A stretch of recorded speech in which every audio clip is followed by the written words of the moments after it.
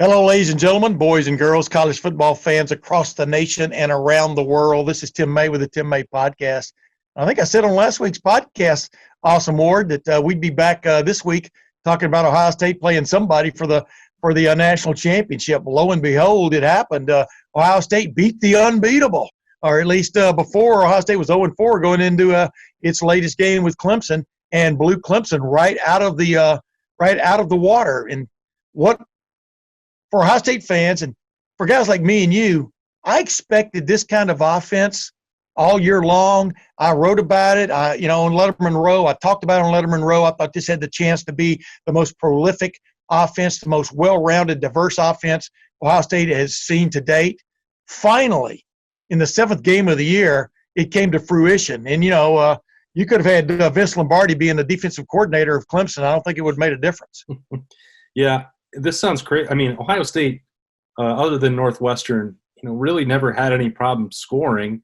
You and I talked a number of times about some of the lulls that they would go through in second halves of games. And I think that especially when you put it into the context of what they did against Clemson, it was clear that they never felt like they needed to fully unleash the offense and show everything that they needed to do or tap into that full potential, because they knew they were going to get past everybody in the Big Ten with relative ease. And, they were hoping for a game like playing Clemson in a rematch or playing Alabama in the title game, where then suddenly, okay, well, here's Jeremy Ruckert, here's Luke Farrell, here's the running attack, here's Jamison Williams on a deep ball, like things that you hadn't seen for a long stretch. Boom, Here it is. And this is, you're right. I mean, we hadn't seen really the Death Star version, but they hadn't needed it until now. And when it had to happen, they sent it at Clemson, and Clemson could not stop it. That means Ohio State versus Alabama. What is this? This is the I haven't even counted them up. Fifth meeting, right? Yeah. Ohio State versus Alabama, the fifth meeting. I've seen every one of these games before live. 1970, 77, 78 Sugar Bowl, the only time Bear Bryant and Woody Hayes met, and Alabama held sway big time in the Louisiana Superdome. And then 1986 season opener, kickoff classic. Meadowlands, the old Meadowlands Stadium, Giant Stadium. Alabama won a cliffhanger there. If Chris Carter, as Jim Carsado said, if Chris Carter had another half second to get his hands out front, he would have caught that last shot at a touchdown pass. And he was being anyway. That was a crazy game. Derek Brooks was man to man with Chris Carter. Go figure. And then of course, right on down the line, the 1994 season, 95. Citrus Bowl in Orlando. Alabama wins by a touchdown. That was a really good game. And then of course, the game everybody remembers most, 2014, Ohio State versus Alabama.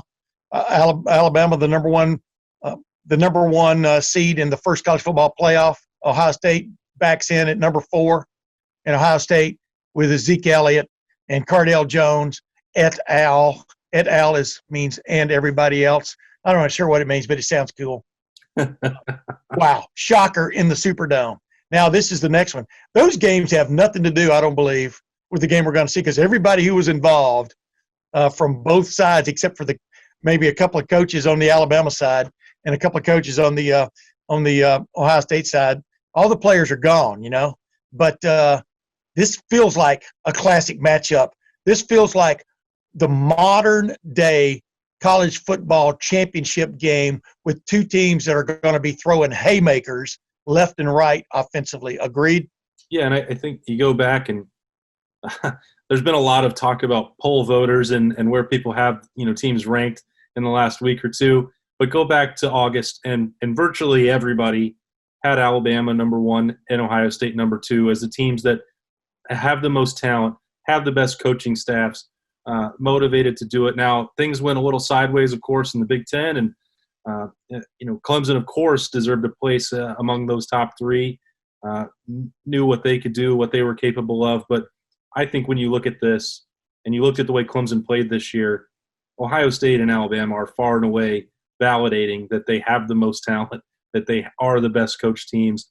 What Ohio State is doing, not just with Justin Fields and the firepower, they are dominating teams in the trenches on both the offensive and defensive lines, and they bullied Clemson. Now, can you bully Alabama?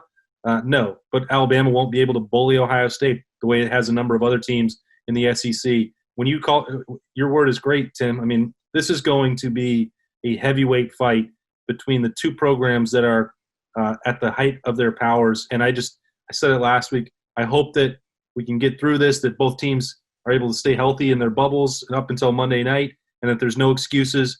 And I know that's hard, and it's going to be tough to get to that point. But, man, if both of these teams are at full capacity, we could be in for a real show.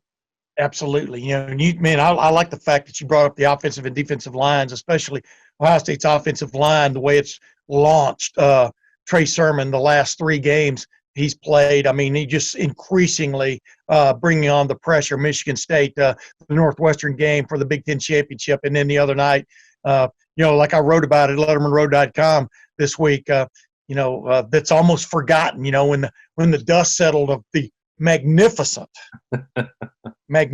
performance by Justin Fields in an injured category. No, I'm just joking. He got hit in the back with the lower ribs and came back and just had the greatest game by an Ohio State quarterback I've ever seen in a game of that magnitude by far. Wow, that will live in my mind forever, which may not be that much longer. I'm 66, but at least it will live in my mind forever. But just the way these lines, oh my goodness, Wyatt Davis, Nicholas Petit-Frere, Josh Myers, Matthew Jones filling in for Harry Miller, who had, I guess, got a COVID-19 positive test, wasn't able to play in the Sugar Bowl. Matthew Jones answering the bell 2 of the last 3 weeks for Ohio State. And then Thayer Munford. I mean, those 2 tackles gave up no pressures. Are you kidding me? Against Clemson. We're talking about 5-star recruited players and stuff. And, that is to be lauded. And my guest this week is a fellow who's really good at lauding offensive line play. The best there's ever been. I just like that segue, though. It's pretty good, huh? That's professional. Yeah. The greatest offensive tackle I've ever covered in college or pros. And I think he's the greatest offensive tackle ever played college football, Orlando Pace, Big O. He joined me this week on this podcast. We recorded a little bit earlier. But awesome, as you know, he's in the Pro Football Hall of Fame, the College Football Hall of Fame, won every major award a lineman can win, was even a finalist for the Heisman Trophy. Big O knows offense, right? He knows football. I mean, I didn't have the pleasure of covering Orlando Pace the way you did or getting to know him.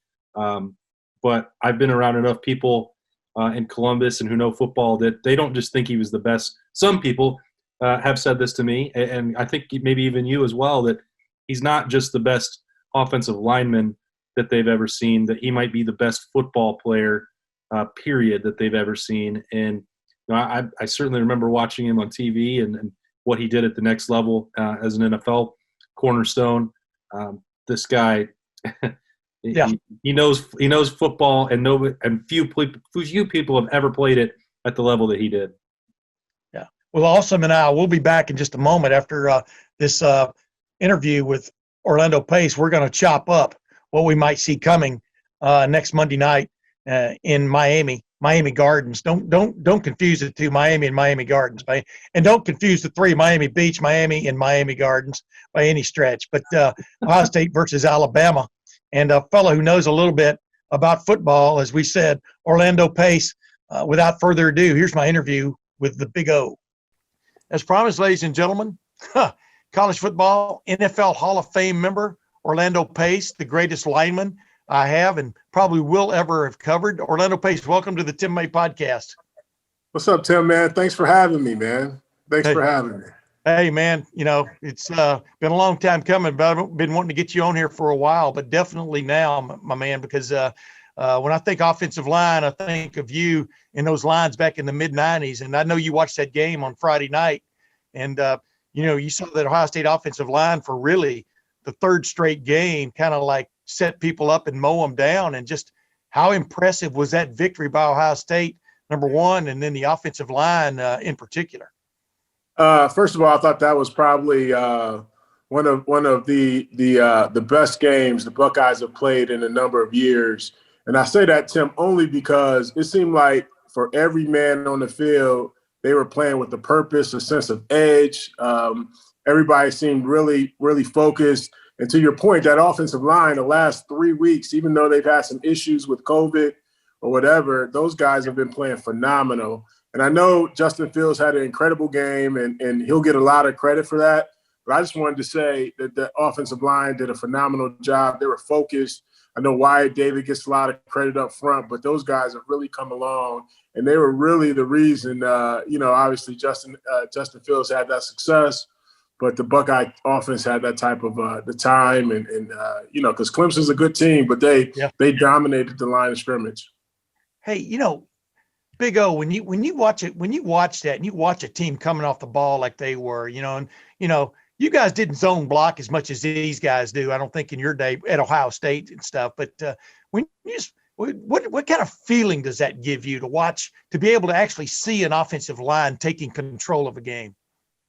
Well, for me, I love it, man. Obviously I'm an offensive lineman. I will always be an offensive lineman. So to kind of see that attitude, to see, those boys rolling off the ball like that, they took that game personal. And then they realized what they had last year, that missed opportunity where they could have won that ball game. And you could tell they played with that effort, that energy, that drive. They were finishing blocks. Man, I was excited just watching it, to be honest with you. Trey Sermon seems to have, I had Eddie on here a couple of weeks ago when Trey Sermon beat his single game record. You were a big part of that 314 yards against Illinois. But there's something to behold when a running back gets in a rhythm with his offensive line and just has a confidence about him. And I'm just wondering, what are you seeing, better late than never with Trey Sermon? Because obviously he was coming off that knee injury from a year ago when he was at Oklahoma, didn't have that chance to really get his feet under him with this line. I mean, still to this day, they've only played 7 games, but what are you seeing out of Trey Sermon right now that just grabs your eye?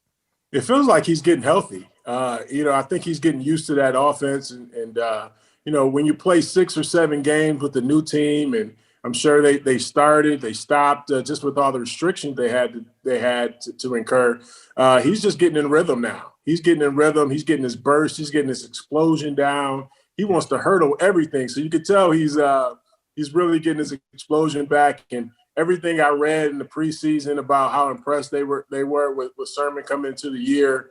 The first couple games he was trying to get in the rhythm, trying to get used to the offense. But now, man, he's in great rhythm, great sync with the offense, that offensive line. And what it really does is opens up that offense. Yeah. Now, all of a sudden, you got a running threat. And then I've always said since the beginning of the year, we probably got the most talented receivers in the country in terms of speed from top to bottom. So that opens up that passing game. Now you got to ask yourself, if you're a defense, who do I stop? Do I try to stop Sermon, Olave, Wilson, whoever it might be? Who do I stop? Pick your poison. So we got some weapons on the outside. I know Alabama coming up has some great weapons, but we have some pretty impressive players as well. I was going to say, man, next Monday night in Miami, this game could be 59-58. I mean, right, Big. I mean, it does. I mean, you and I've talked before, and of course, I covered you for 3 years and have kept up with you forever. You're, one of my favorite guys of all time. But my point is, I grew up in Alabama. I went to Alabama games in the early '60s with my dad, and my older brother, and obviously was an Alabama fan then. Kind of got out of that fandom aspect of things. But this is the best Alabama offense from a diversity standpoint I've ever seen. And I said going into this year that I thought this Ohio State offense could be the best offense I've covered from a diversity standpoint, top to bottom, just to be able to hurt you from all kinds of ways. I mean, it could be a real slobber knocker on that next Monday night, couldn't it? It could be a shootout. Hopefully our defense plays the way they played last week, but when you got 2 offenses colliding like this, where they can score, at will. Justin's now 60-yard passes a couple times last, so it's going to be an offensive shootout, and just hopefully our defense can contain their offense a little bit more than they contain our offense. Yeah, that's all it takes, 1 or 2 stops in a game like this, like basketball. Yeah, absolutely. Like the NBA used to be when I was growing up, 120, 118 every night. Hey, as you're watching that game, middle of third quarter, Justin was I'm talking about the Ohio State Clemson game. Justin is dealing with getting hit in the side back, got back in there, took, as he said, got a couple of shots in the tent and got back out there. Right. But are you feeling like I'm watching maybe the best overall performance? Like I tweeted this in that part, best overall performance I've ever seen from a quarterback in that kind of, for Ohio State in that kind of situation. Just what's your take of what you watched from him on Friday night in New Orleans? Immediately, I looked over to my when he came out of the tent, he came back through a touchdown pass. I looked over to my son. I said, man, his legend will forever be cemented at Ohio State Lord, man. I'm telling you. It was probably, to be honest with you, probably one of the toughest performances I've ever watched from a quarterback. To get hit, take the shot he took.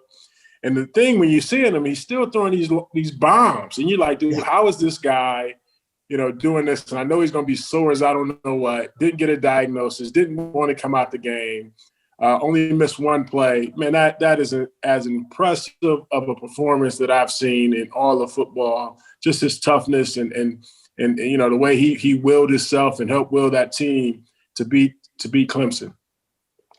Do you debate right now is coming out of that game with Trevor and Justin Fields? People still say Trevor's probably right now number one quarterback off the board.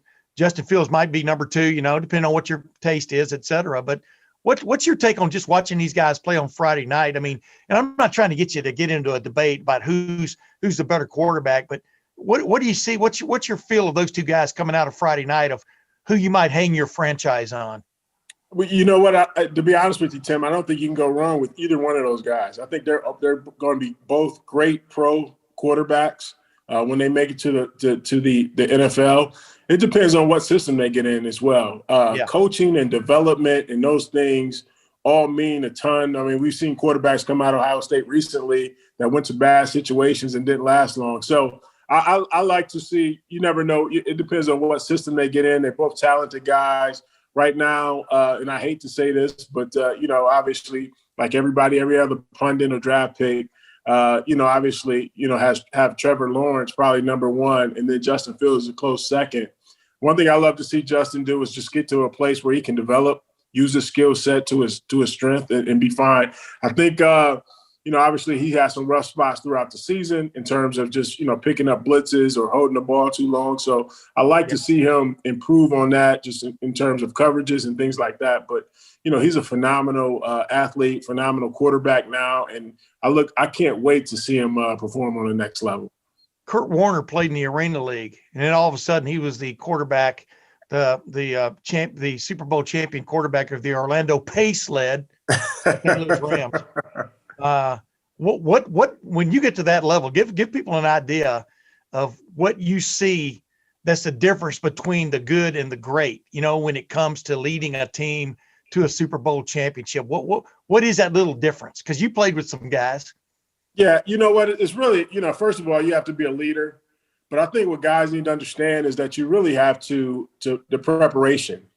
That really separates, good quarterbacks from great quarterbacks is they always get you out of a bad play, and they can make that call on the line of scrimmage and understanding what defenses are trying to do to them. And then obviously if they blitz them, they know exactly where they're going. They get rid of the ball, and they make pinpoint decisions at just like that. So I think that separates guys. It's just their preparation, their leadership, their skill set, obviously. But all those things are really key to being successful on the next level. Yeah, as I like to say, you got to get to that pinpoint, like that decision like that. But then the physical ability to get a ball in there, like Justin threw to the tight end on that one touchdown, was phenomenal. That's a play you put on your resume, just like the one coming off the bench, like you said, against Michigan last year when he came back in after getting banged and throws a touchdown pass to Garrett Wilson left corner. I mean, and like the one the other night. I mean, it's crazy. Hey, real quick, let's go down this offensive line. I mean, I just want to get your take on a couple of guys. Nicholas Petit-Frere has just blossomed. I mean, you played tackle your whole life. He's on the right side, but both of these tackles, Thayer Munford, are playing at a high level. But give me a take on both of those guys. Dude, first of all, you don't hear a lot about him. Yeah. Big number 78. Dude, I'm telling you, I've watched him personally. He doesn't get a ton of credit. He's quietly just going about his business, doing his thing, right? And he's physical. He's nasty. Obviously, I look forward to him. Obviously, continued success. But when you look at their offense, he probably made the biggest improvement of all those guys up front. I thought he's playing phenomenal football. Big number 75, Mumford. We kind of go back and forth on social media a little bit. I always try to encourage him. He's really improved. Obviously, he's playing really, really good football. I seen him last week just finishing guys. Somebody texted me and said, "Hey, that looked like old 75 out there, man." So always, I always root for those guys. I try to send them messages when I can, just in words of encouragement to keep doing their thing. So, dude, how come they haven't retired 75 by now? That's my big question. Hey, Tim, we need a petition. Every time I talk to you, you say that to me, man. We need a petition. I know I've talked to a few guys, but obviously I don't. You know more about that than I do, Tim. I would say. Well, the thing is, they quit retiring. They quit getting into the business of retiring jerseys because you know what? You kind of run out of numbers after a while. Yep, absolutely. But look, when that guy texted you, said that looked like a big number 75 running around out there. I hope you texted back almost. Almost. That's what I said. I said almost. Wait, Orlando, you've been away from Ohio State now for a quarter, almost a quarter century. What is it like though to watch your alma mater do what it's doing? Is it in some ways is it even more exciting? Knowing number one, the blood, sweat, and tears you put in there, how you helped elevate the program back when you were there and stuff. But what is it like just being that fan, that ultimate fan? I live and die with them every time they step on the field. I really do. Obviously, people always ask me, what do I like more, the NFL or college? And I always say college because the NFL was a business. They cut you, they do all these things. And I had such a great time when I was there in Columbus. It was obviously, and I'm passionate about my Buckeyes at week in and week out. And obviously to be on the national stage as much as they've been on the national stage, there's nothing else. I probably talk more trash than I've ever talked in my life, just throughout the Buckeyes. And when they don't do so well, I get it back from my friends and some people around. So I'm just excited to be a part of it, to be a part of that tradition. We have some great tradition there at Ohio State with a lot of great players that I played with. And I'm so fortunate that we've been doing this, when you look back on it, and building the program for 25 years in terms of, just really getting it going from the early 90s to now. And we haven't had much of a drop-off. So that's impressive in itself. It gives me bragging rights from so many people. So I'm excited about that part of it.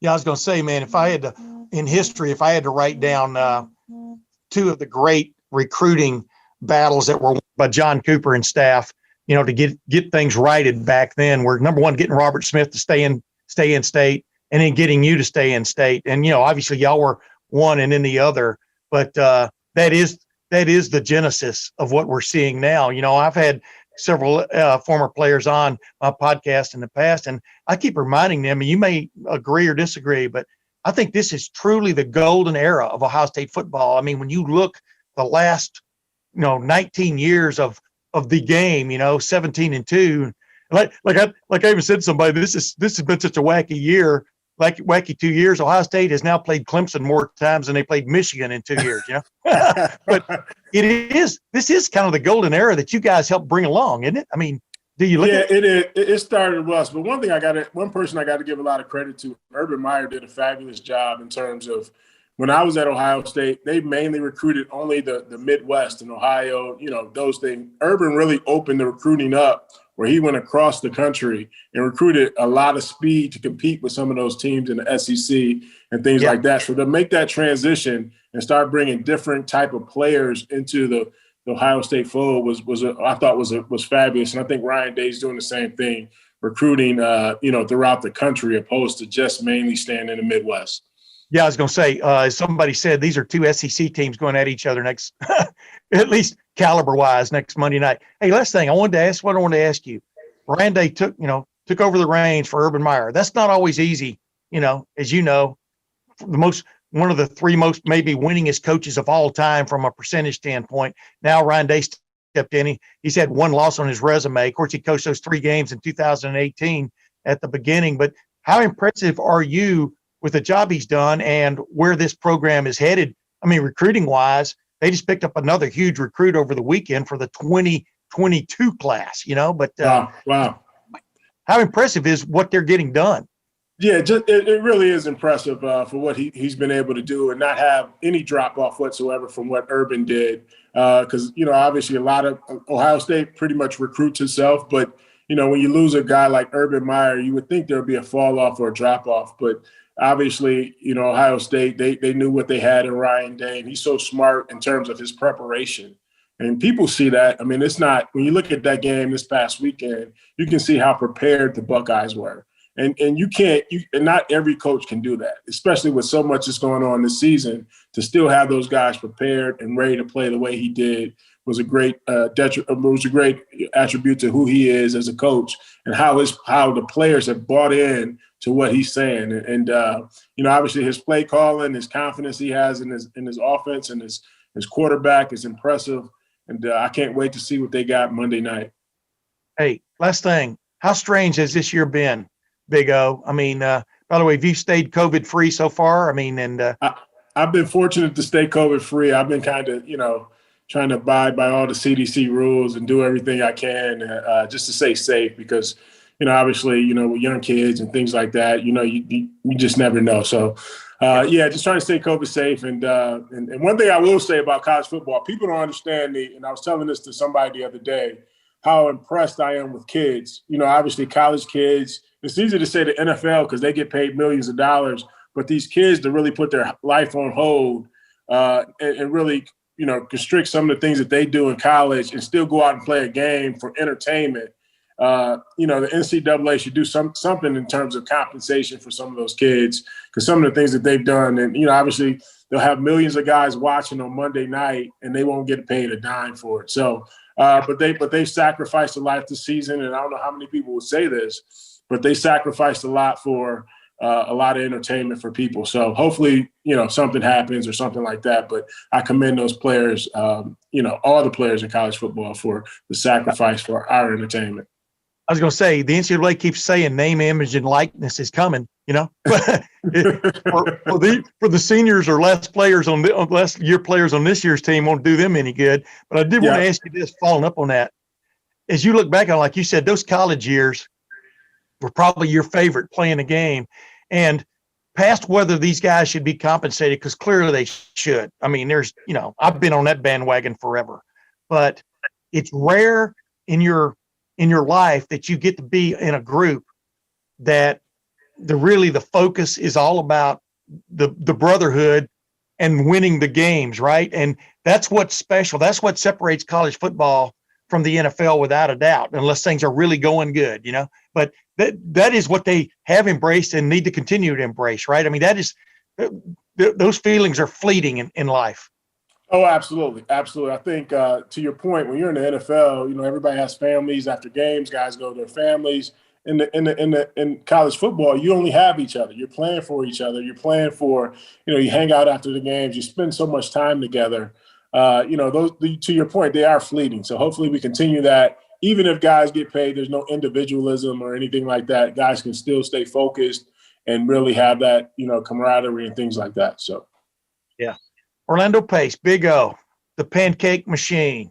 That's it. Appreciate you joining the Tim May podcast, man. There's a few prouder moments I've had of knowing a person than you and I were separated by 100 yards, but I was there for your National Football League, the Pro Football Hall of Fame induction, man. It's one of my proudest moments, man, seeing you up on the stage, knowing when you walked into Ohio State that first day of practice, we watched you walk out, and I went, man, wait, that's a freshman? You know what I'm saying?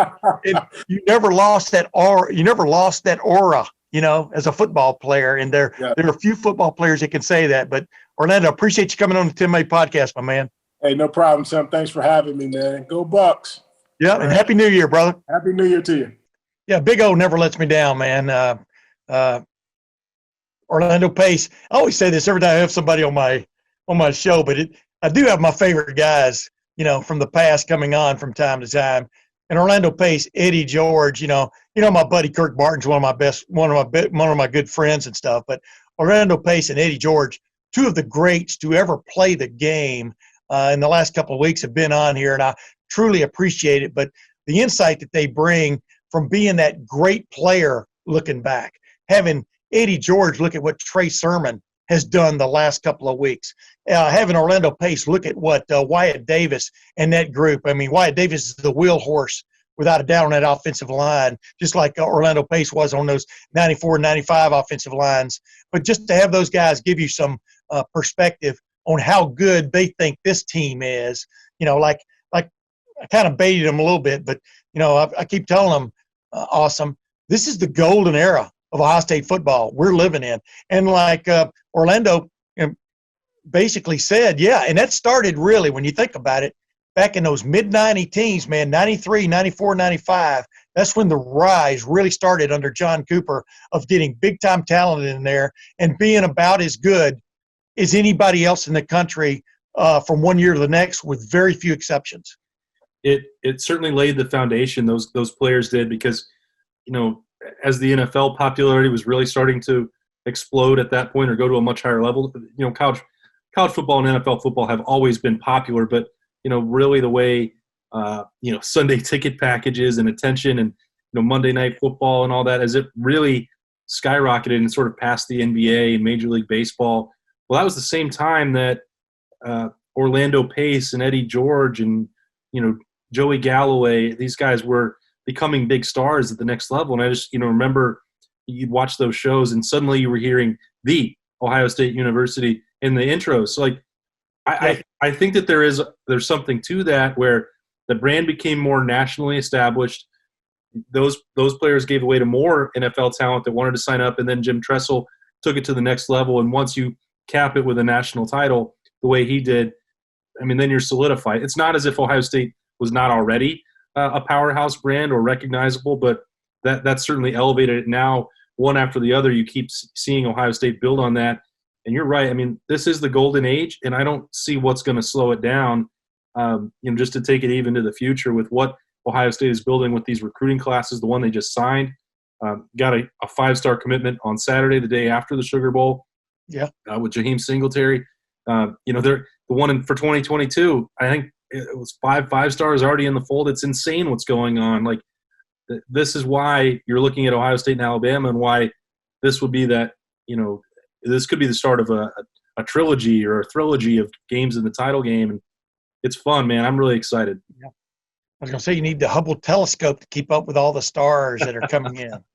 Like my bonus podcast last week with Doug Donnelly, former Ohio State superstar, really great receiver, played for the Dallas Cowboys too, lives in the Dallas area, and talking about how he, in essence, brought Quinn Ewers, to an Ohio State camp, and said, hey, I think one of your better throwers is outside. You may want to take a look at him. They have the big prospects on the inside, and they went out there and got him and came along. And Ryan Day, from the first time he saw Quinn Ewers throw, loved him. And, he's committed for that 2022 class, maybe the best quarterback in the country, maybe the best prospect in the state of Texas, maybe with him decommitting from Texas and committing to Ohio State, maybe they're one of the main reasons why Tom Herman is no longer the head coach at Texas. But I would expect Steve Sarkisian, the offensive coordinator at Alabama, for one more game, now the new head coach at Texas, to come back into the Quinn Ewers, what do you want to call it, orbit, and try to see if he can sway him. But that's what's going to be interesting about Monday night. Old Quinn will get to sit there and say, hey, who calls plays best, right?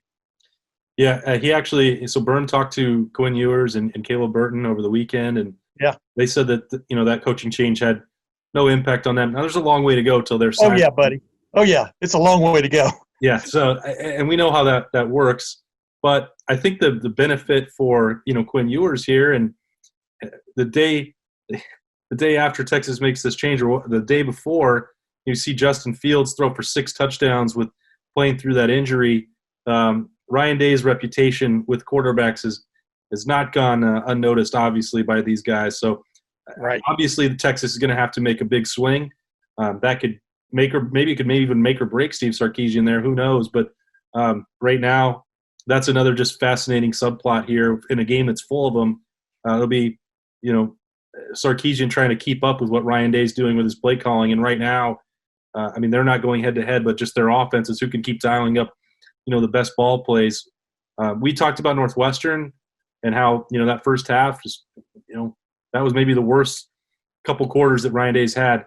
He pushed every button right on Friday night. It was remarkable, whether it was the, sugar huddles, whether it was, walking in plays with receivers, full huddles, shifts, personnel. Like, he absolutely dominated Brent Venables, and it was a sight to behold. Dude, 639 yards of offense against Vanderbilt or against Maryland would be ridiculous. You know what I'm saying? Yeah. I mean, Brent Venables, like I put a little thing out on Twitter, 639 this time, 516 in the Fiesta Bowl last year. Ohio State put up on them, and then after that, LSU put up 638. I think the bloom is off that pumpkin. It's still an orange pumpkin, but the bloom is off of it. But yeah, maybe that's why Brent Venables doesn't want a head coaching job. Have we ever thought about that? I don't know, but if I'm Dabo, I'm looking at those numbers and going, that's a lot to make up. And if you're in a race with somebody, and you spot them 500 yards, which is what football's all about, right? Yeah. I mean, that's a lot to make up, man. If you just say, okay, yeah, you may get your 500, but we're going to get 550, or we're going to, we all know the true currency in a football game is touchdowns. Right. That's what stood out about Ohio State compared to a year ago. They scored touchdowns in the red zone. The only time they didn't was an ill-conceived maybe pass by Justin Fields that was picked off. It got deflected and picked off in the end zone. But they scored touchdowns in the red zone and from outside the red zone. But the main thing is when they got to the red zone, they made it pay, right? Yeah, and that's just one example of how, the script kind of there were so many similarities between the Sugar Bowl and the Fiesta Bowl, except all the crazy things that went against Ohio State went in their favor. I think both games were physically, dominated by Ohio State. They were the better team in both games against Clemson. But, you saw, Clemson gets ejected for targeting instead of Ohio State. The fumbles, the red zone execution, on and on, all these things that we saw happen, a key drop or a missed throw. There were 10, 11 of those examples from Ohio State in 2019 where, they only needed one or two to go their way. Yeah. And suddenly, once everything did bounce their way, Clemson had no shot. They were overwhelmed by Ohio State, and that was a deserved big victory. And honestly, the 21-point margin of victory was about the smallest that it could have been. Ohio State dominated the game by much more than that. Oh, absolutely. Absolutely. One of the great, I don't like to necessarily rate these things because everything is relative to what's up for grabs or whatever. There's no doubt winning the national championship, beating Oregon, a team that was favored by 7, and Ohio State dominated, I thought, when it really mattered in that game. Oregon without Marcus Mariota was just almost probably an above-average team, but with Marcus Mariota, it gave them a shot. But the way Ohio State won that game, after beating Alabama a week and a half before, that's a great win. Ohio State beating Miami in the Fiesta Bowl for the 2002 BCS National Championship, a great victory the way it was done in overtimes. But this one the other night, this was like a great game, but it turned into a rout, if you follow my drift, because it was 14-all. Yeah. And then it wasn't. And it was crazy how dominant Ohio State was on the largest stage. And like I set it up with in the first half before the Orlando Pace interview, this was this offense that we all thought had this capability of doing this every week this year in this crazy of years to try to get your feet on solid ground and kept stepping on mud. This was the fruition of what I thought could be the great offense of all time in Ohio State history. And that's redundant. I don't care. Bottom line is, I don't see it slowing down going against Alabama. I've seen Alabama this year a couple of times against teams that can actually throw the ball, Florida and Ole Miss, and can scheme a little bit. have trouble. Yeah, they dominated some other teams. You know, they dominated Texas A&M, but I didn't never put Texas A&M on the same plane as Ohio State or any other discussion, or even Notre Dame, really, when it came to this college football playoff committee conundrum. But this is an Alabama team that can be had if you have the guts to throw the ball against them and then also try to run it. This is the best offense Alabama will have faced this year, because I think the running game for Ohio State is much more solid than that of Ole Miss or that of Florida. What's your take? Yeah, Florida, I think, is very skilled with their passing attack, but limited with their running game. The one that is most intriguing to me is Ole Miss, because their offensive personnel, and I know Lane Kiffin I've seen him do wondrous things with much less talented players. Thinking back to his 1 year at Tennessee, I know that he knows how to scheme stuff open, but the talent that he had at his disposal for Ole Miss, and the fact that he was able to score 48 points with those limitations on his depth chart, that's what's stuck in my mind. Wait a minute. Awesome. He knew Alabama's defensive signals. Didn't you hear that story? Well, yeah, that's good. I mean, golly, folks. And let's get back to one of the things you talked about earlier, though. Yeah, Ohio State was going to leave no doubt that they weren't going to let Clemson steal, is the term used. But if you're signaling in signals, like an aircraft carrier deck guy, directing traffic on the deck, you're going to have stuff stolen. But the bottom line is Ohio State didn't even leave that to chance the other night. They got the job done. But what I'm saying here is Nick Saban and his defensive staff got out-schemed that night by Mississippi's ran some of the same plays over and over, for big gains. But I didn't mean to interrupt you, but that just tickles me, because if you're giving signals from the sidelines, I think the other team's just going to sit there and go, turn their head, not look, et cetera, you're nuts. I also think it's just a little silly, because that's not even really the way it works. Like, an offense is not waiting to see what a defense signals in. That's not how the game is played. No. But that's neither here nor there. Even if they knew it, they were still able to execute at a much higher level against a team that had 5 stars at every defensive position. So, the Florida game and the Ole Miss game tell me, just like they tell you, and what you said there is that, look, Ohio State has Chris Olave, Garrett Wilson, Jamison Williams, Trey Sermon, Luke Farrell, Jeremy Ruckert, and then one of the best pure passers in college football, who I still don't think Justin Fields gets enough credit for his ability to throw.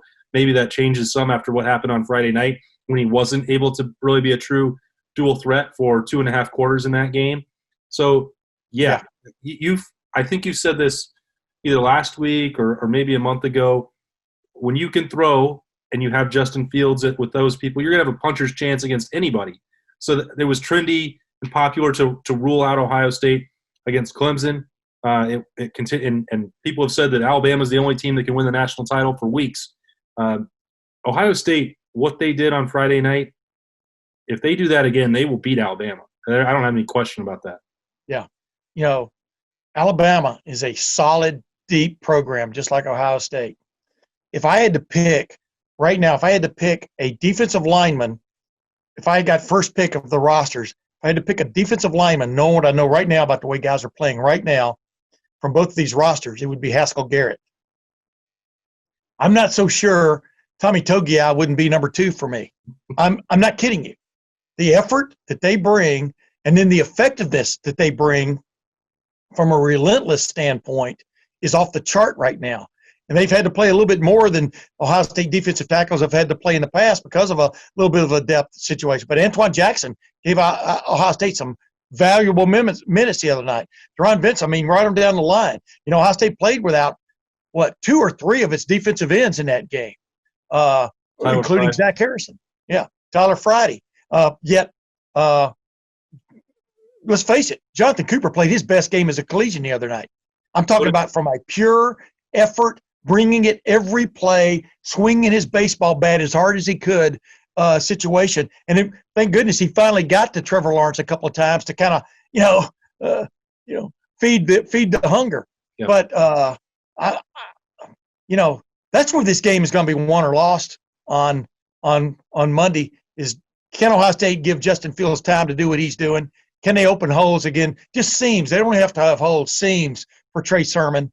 One of the great stories in college football the last 4 weeks.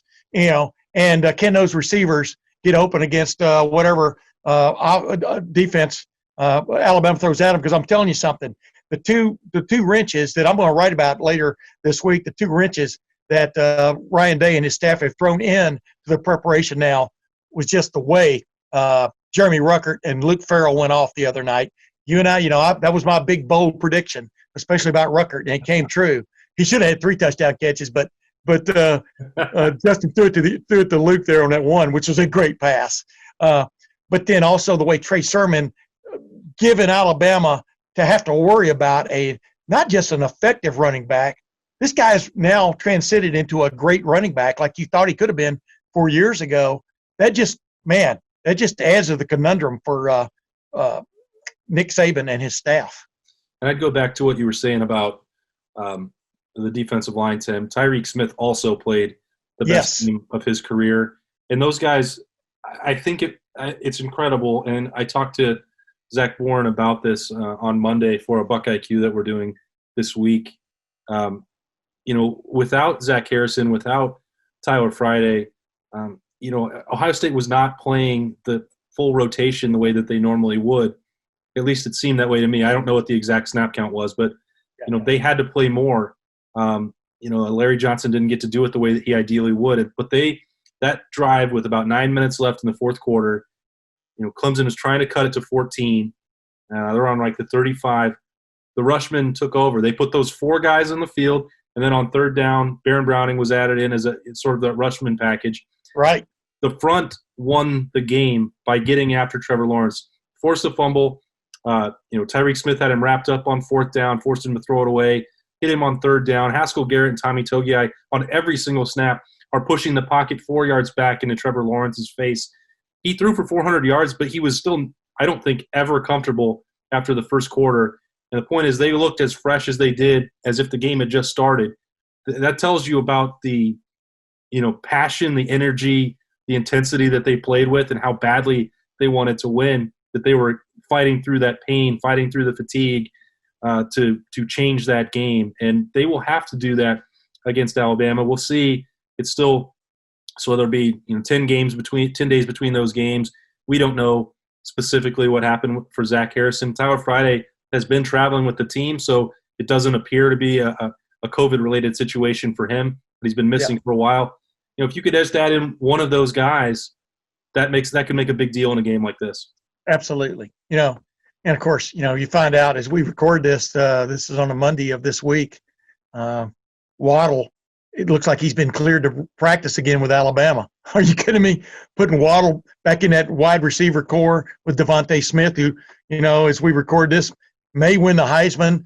I didn't vote for him for the Heisman. I think he's had a ridiculous year, without a doubt. And then you're going to be – it's interesting because, like I said, this is the best Alabama offense I've ever seen, and I've watched Alabama for 60 years.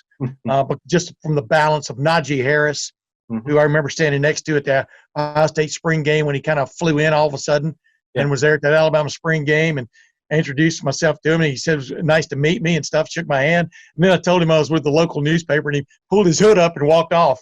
His hoodie. But because, it was kind of a surprise. I think everybody, like Nick Saban and people, that Najee was taking one more look at Ohio State before committing fully to Alabama. But Matt Jones, wow. Nobody's ever had a really just over-the-top better throwing year than Mac Jones has had for Alabama. That goes all the way back to Joe Namath, Harry Gilmer, right on down the line, Tua Tagovailoa. But he is more of that classic quarterback in the pocket, wanting to throw the ball quick, maybe get rid of it, but he's in the pocket. He's not that scrambler. He can scramble, but he's not Justin Fields. He's not Trevor Lawrence. Just a lot of these things I'm looking at, if Ohio State can just get primary coverage on some of these wideouts coming off the line, this defensive line might have a shot. What do you think? Yeah, and I think that Ohio State can get pressure, and they will get pressure. I think it'll be incumbent on them to do that, to force a mistake or two. Trevor Lawrence had 3-4 fumbles. Maybe the fourth one didn't come out when it was like going behind his back or whatever in the fourth quarter. They got there and they were able to create those strip sacks, create pressure, get the ball out. I'm not saying that that's the only way they can win, but sometimes you can force a bad decision, get an interception. I think that's where it has to come, because you're not just going to line up Shaun Wade and Sevyn Banks against those receivers, whether Waddle plays or not. It's not. They still have other guys at Mac Jones' disposal. You're going to get beat. Like, it's going to happen. The same way that Alabama won't be able to shut down Garrett Wilson and Chris Olave, this isn't a game that's going to be 17-13. So you're going to have to buckle up and understand that you're going to probably give up a couple touchdowns. Defensive backs could get beat. You'll see big plays. But what makes the difference is if you get a couple third down stops, if you force a turnover and get a short field, it might only take one. Maybe that'll be the kind of game that this is with trading punches. But I just think it has to come from the defensive line, making sure that Wade and Banks don't have to stay in coverage for 4 seconds, or that won't work. You got to create some pressure. They'll start with those guys up front. I think that this is a game too where Justin Hilliard needs to stay on the field at linebacker, but maybe Baron Browning, what his athleticism can do. Maybe you use more of him as a stand-up rusher. I liked what they were when Ohio State's done that, both this year and last year. I think he gives up a little bit too much if you're playing him outside compared to Hilliard, who is just having a remarkable storybook ending to his career. But however you get it, it's going to come from that front four, maybe five, and Ohio State will have to win the game up front. Last thing, observation by me, on Twitter, when Clemson went right down the field the other night, first, scored the touchdown. Shaun Wade had a little moment there, but definitely Sevyn Banks had a moment. Dude, some, not all by any stretch, but some Ohio State fans remind me of the Billy Zane character in Titanic. They are really fast to jump off the boat, jump in the lifeboat. This thing's going down. This thing's going down. And this is a 60-minute game anymore, ladies and gentlemen. Agreed? I mean, this is entertainment at its finest. It is not entertainment at its finest if you're from the traditional Ohio State beats the hell out of everybody, Alabama beats the hell out of everybody, no one is their peer kind of thinking, which, by the way, was never truly the case. But these are, like I said, the nickname of this game is going to be the Haymaker, because who lands the most haymakers is going to win this game, and it's not going to be for the squeamish to watch. You agree, right? Yeah, you have. I mean, that was the same, like you're talking about that first quarter. That's a damn good football team. All right? Yeah. Like, I think there's an element of this where Ohio State wins so many games in blowout fashion, and so does Alabama, and so does Clemson, and all three of their fan bases tend to react the same way. And I understand why, because it's human nature. Here's what you're drilled in. Ohio State should roll. They're going to roll everybody. Well, there are two programs in this country, aside from Ohio State, that deal with the same expectations, are expected to win every single game that they play, every single week. But when they meet with each other, those are fights. Those are fist fights. Those are you have every you don't just roll out the football and play one good half and win. And Ohio State, had to deal with that last year against Clemson, where they dominated for half. And then here they come because they have the same firepower to match up with them. I know it's hard. Everybody demands perfection. But, I didn't feel like midway through the first quarter that Ohio State was out of that game by any stretch of the imagination. No. And that's how it's going to be. Both teams are capable of making runs on Monday night. Yeah, and here's testament to Ryan Day again. He gets enough, he probably gets enough love on this show anyway, but I'm throwing it out there to him. As I've said all along, he almost always has an answer for the question. Finally got to the answer. We're all screaming at him, I'm sure. Finally got to the answer against Northwestern, run the damn ball. He finally got that in his head and did it, and they dominated Northwestern in the second half, no question about it. But he almost always has an answer. If you can give his quarterback 2 or 3 seconds to throw the ball, if you can give his running backs a crease or two, he can get something going in both aspects of the game. He wants that balanced attack, just like, slow coming, but just like Nick Saban what he's all about now offensively at Alabama. I know he's had all these slew of offensive coordinators come through there, not the latest of which is Steve Sarkisian, but he's come around to that haymaker style of playing offensive football. You've got great players, exploit them, use them, and like you said, it's not always going to be pretty. You can get sacked on one play and throw a touchdown pass on the next, as we saw Ohio State do the other night. Your quarterback can get hit in his back and have to leave the game and go under the tent and get 2 shots. Thankfully, they pretty much hit the mark, it looked like. Come back in and lead you to a touchdown, a big touchdown pass, as Ryan Day said. When I asked about what are you going to remember about the other night, it was that. It was a guy rising to the occasion. You've got 2 programs that are is 2 of most traditional programs in college football history, and this is going to be a treat on Monday night, no matter how it goes down. Agreed? Yes, I just can't wait. This is why I cover college football. Yeah, I'm ready. I'm getting goosebumps too. Say, we'll be back. I may be back later in the week with another bonus podcast. If I'm not, I definitely will be back Tuesday a week from now, dissecting what went right or wrong with Ohio State in its college football playoff national championship game. Its second appearance in this game, and its 5th appearance in a championship game since they were devised way back when the BCS started in 1998. This will be Ohio State's 5th appearance in a championship game, and it's going to be interesting, as Awesome Ward said. And for Awesome Ward, this is Tim May. We'll see you then.